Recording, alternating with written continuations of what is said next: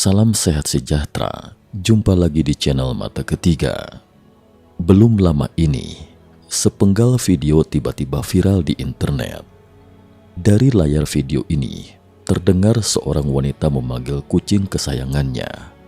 Viralnya video ini karena ada netizen yang mendengar wanita ini memanggilnya kucingnya Mimi. Sementara lainnya mendengar dia memanggilnya Gollum. Kulu, I hear Mimi. Kulu, I heard both Mimi and Kulu. did I miss it? Bahkan pada awalnya ada yang mendengar Mimi, namun tiba-tiba menjadi Gollum ketika mendengarnya lagi. Ini benar-benar membingungkan ketika seseorang dua kali mendengar dua suara yang tidak sama. Lantas, apakah Mimi atau Gollum yang didengar teman-teman? Pertanyaannya, mengapa orang yang tidak sama mendengar suara yang sama secara berbeda? Serentetan diskusi pun bergema seputar topik ini. Jawabannya adalah setiap orang memiliki kepekaan yang berbeda terhadap sinyal audio. Bagi orang yang lebih peka terhadap suara bernada tinggi akan terdengar Mimi. Sedangkan bagi mereka yang lebih peka terhadap suara bernada rendah akan terdengar Gollum. Wanita si pemilik kucing dalam video tersebut akhirnya memberikan jawaban yang benar. Nama kucing kesayangannya adalah Gollum. Hal ini mungkin mengecewakan banyak orang dari kelompok Mimi. Kita umumnya sangat percaya pada indera kita. Tapi, yakin teman-teman yang pertama kali menonton video ini mungkin sekilas akan mulai curiga ada yang tidak beres dengan pendengarannya. Faktanya, situasi ini tidak terbatas pada pendengaran manusia.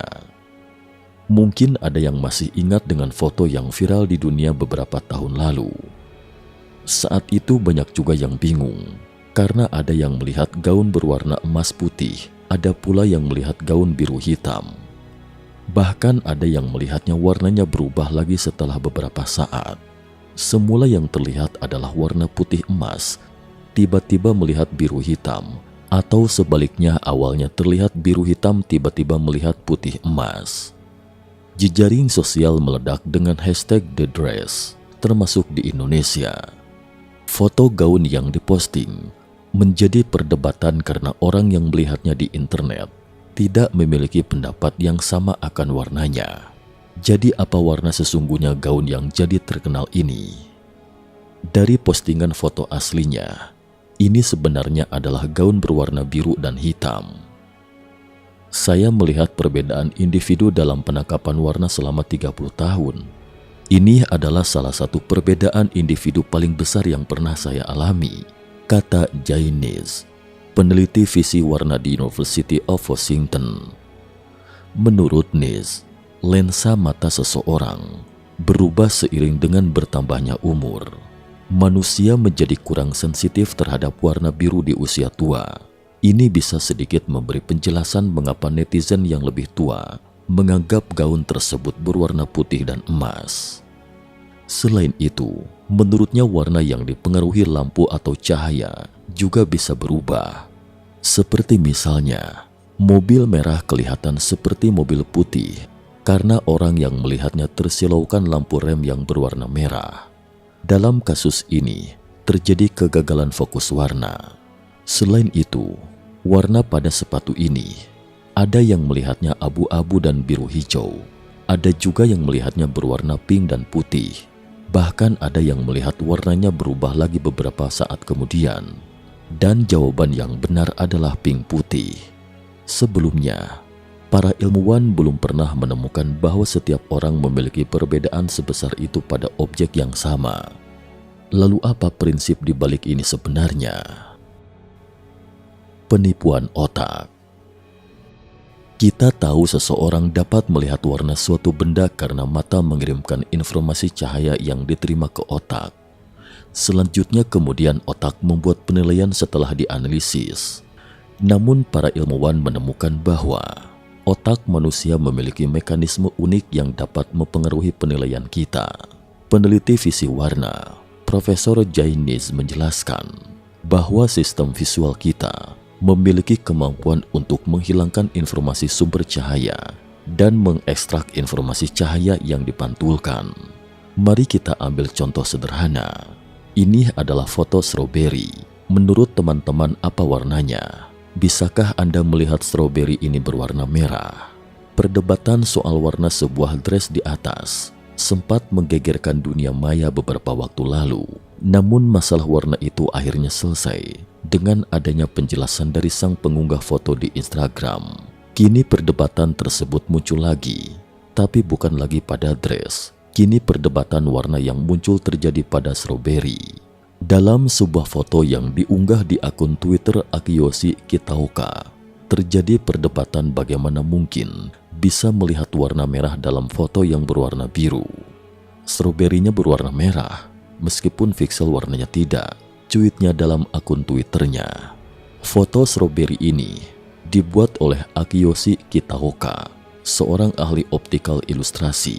Foto tersebut memperlihatkan sebuah pi putih yang ditambahkan susunan stroberi di atasnya. Hanya saja foto stroberi tersebut dilapisi dengan filter berwarna biru. Namun semua yang melihatnya masih bisa mengatakan kalau stroberi tersebut berwarna merah. Dalam akun Twitternya, dia juga mengunggah foto stroberi ini dalam beberapa pixel warna. Dia menggunakan pixel warna abu-abu, hijau, biru, kuning, dan lainnya. Namun satu hal yang konsisten, stroberi akan tetap berwarna merah meskipun dibubuhkan berbagai filter warna lain. Ada alasan mengapa hal ini terjadi. Pertama, hal ini terjadi karena adanya permainan otak. Hal ini disebut sebagai konsistensi warna. Artinya, semua orang memiliki gambaran yang sama tentang benda-benda yang kerap dilihat atau disentuh langsung. Otak akan memproyeksikan hal ini dan mengasumsikannya sebagai palet warna tetap, bahkan saat warna yang terlihat saat itu bukanlah warna yang sebenarnya. Misalnya stroberi. Warna stroberi identik dengan merah, maka saat stroberi diberi warna lain, dalam pandangan Anda, warna stroberi tetaplah merah.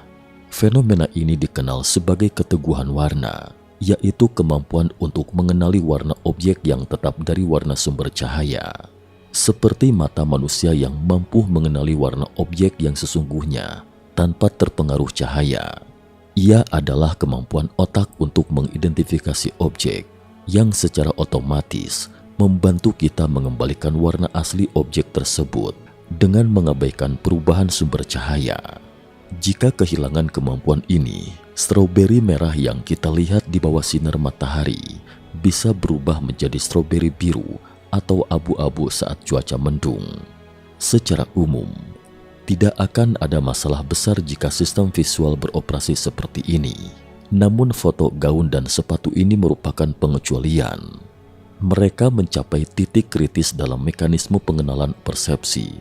Karena ketika otak menerima informasi yang tidak mencukupi, yaitu ketika sumber cahaya tidak pasti, otak akan dipaksa untuk memilih apakah akan mengaktifkan mekanisme tersebut untuk mengembalikan warna yang dipersepsikan otak.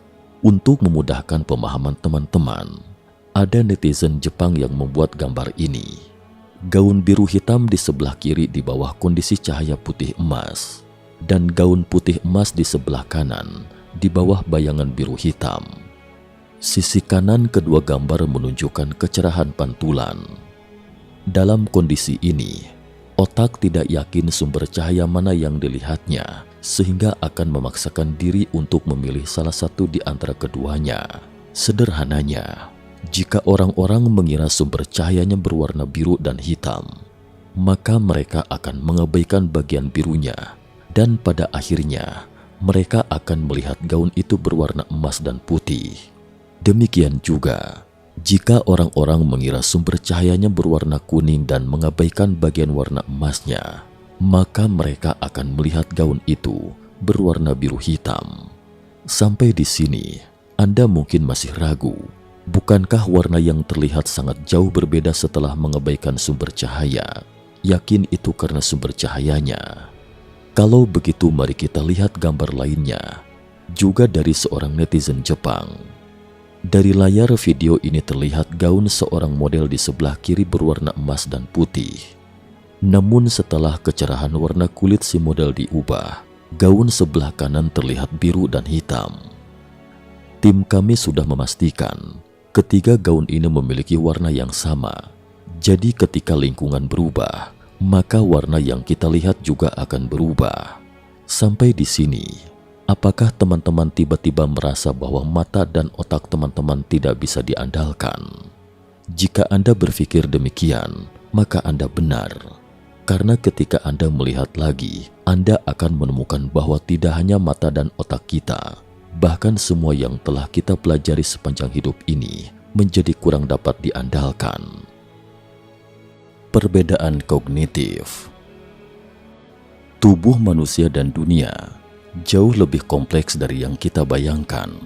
Setelah perubahan faktor eksternal, apa yang dipilih otak untuk fokus dan bagaimana menafsirkannya akan memberikan hasil yang berbeda. Coba kita lihat sejenak wanita dalam video ini. Dia berdiri di tengah dan tak bergerak sama sekali.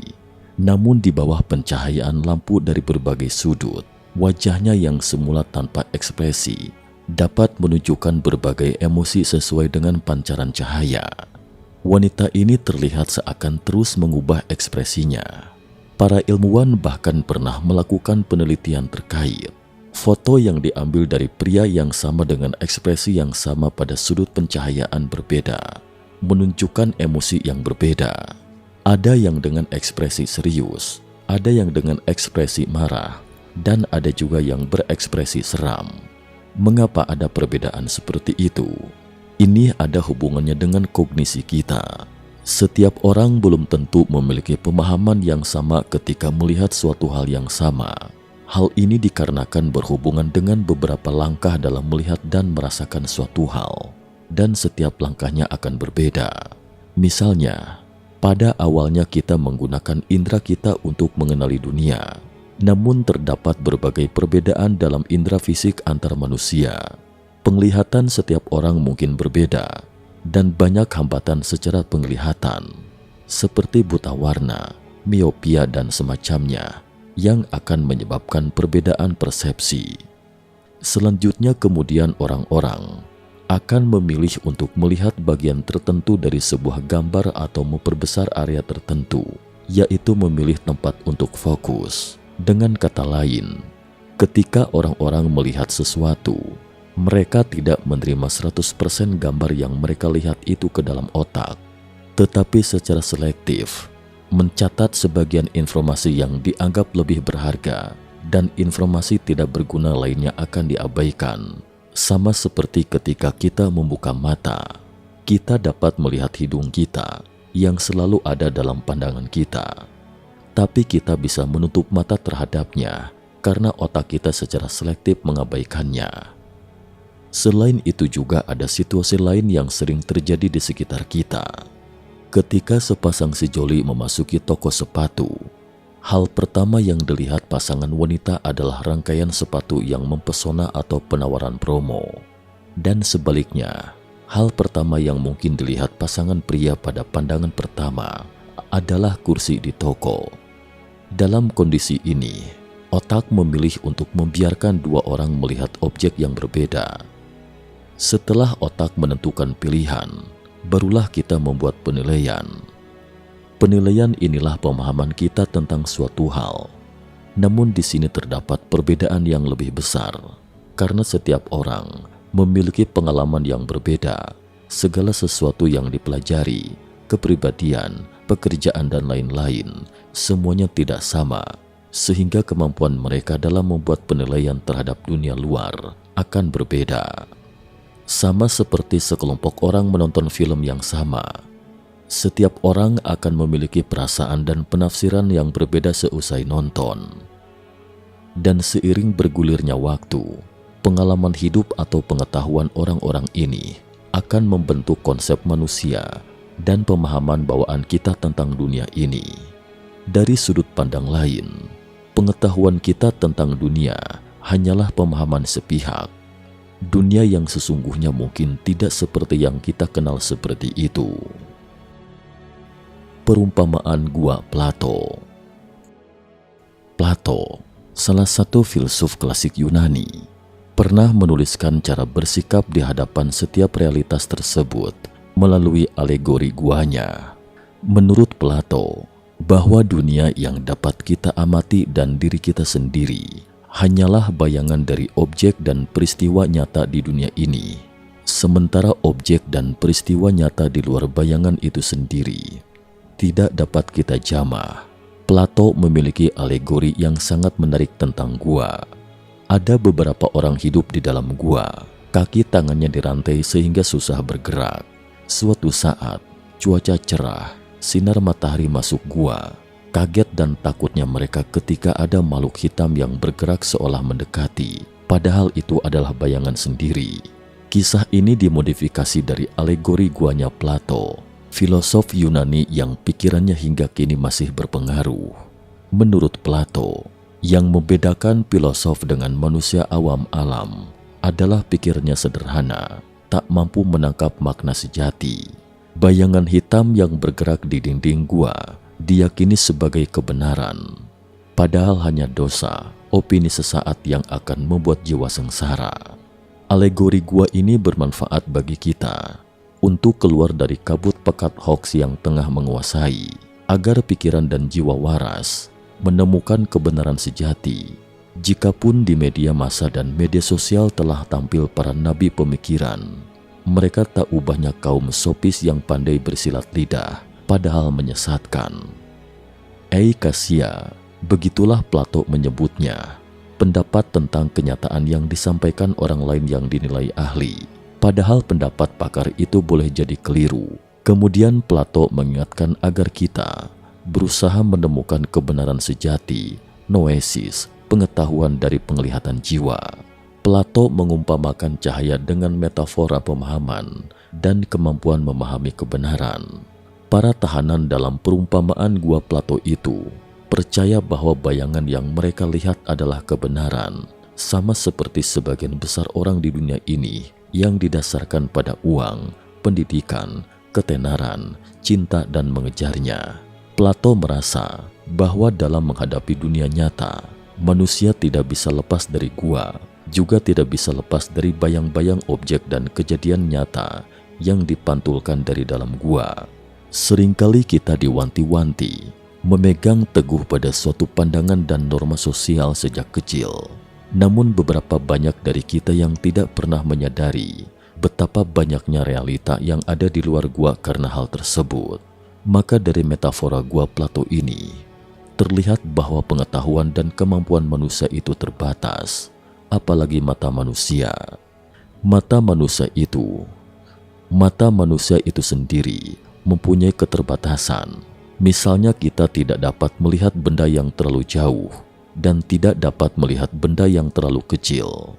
Udara tak berwarna juga tidak terlihat, apalagi frekuensi resonansi molekul pigmen mata hanya sebatas pada pita cahaya tampak. Oleh karena itu, mata manusia hanya merespon cahaya tampak saja. Artinya terlalu banyak hal yang tidak dapat dilihat oleh mata telanjang manusia, sehingga perlu mengandalkan bantuan instrumen untuk mengamati sesuatu. Hanya di bawah pengamatan mikroskop orang-orang baru tahu bahwa suatu objek tersusun dari partikel. Kita melihat meja yang diam tak bergerak, tetapi di bawah mikroskop partikel-partikel ini terus bergerak. Namun pada zaman sebelum adanya mikroskop, siapa yang akan mengira meja itu bergerak? Segala sesuatu diibaratkan seperti dua sisi koin yang berbeda namun tetap berada pada koin yang sama. Meskipun pengetahuan yang kita pelajari dapat membantu kita berkembang dan maju, namun sekaligus juga membatasi dan menghalangi kita untuk memahami hal-hal baru. Begitu dibatasi oleh pengetahuan ini, akan rentan menimbulkan titik buta atau kesalahpahaman kognitif. Mungkin segala sesuatu di dunia mempunyai konotasi yang berbeda jika dilihat dari sudut pandang yang berbeda. Indra manusia hanya dapat melihat permukaan suatu benda, namun permukaan justru seringkali merupakan hal yang paling membingungkan manusia. Oleh karena itu, hanya dengan merasakan dengan hati seseorang baru dapat mendekati sisi nyata dunia ini dan melihat hakikat segala sesuatu. Bagaimana menurut teman-teman? Sekian dan terima kasih atas perhatiannya.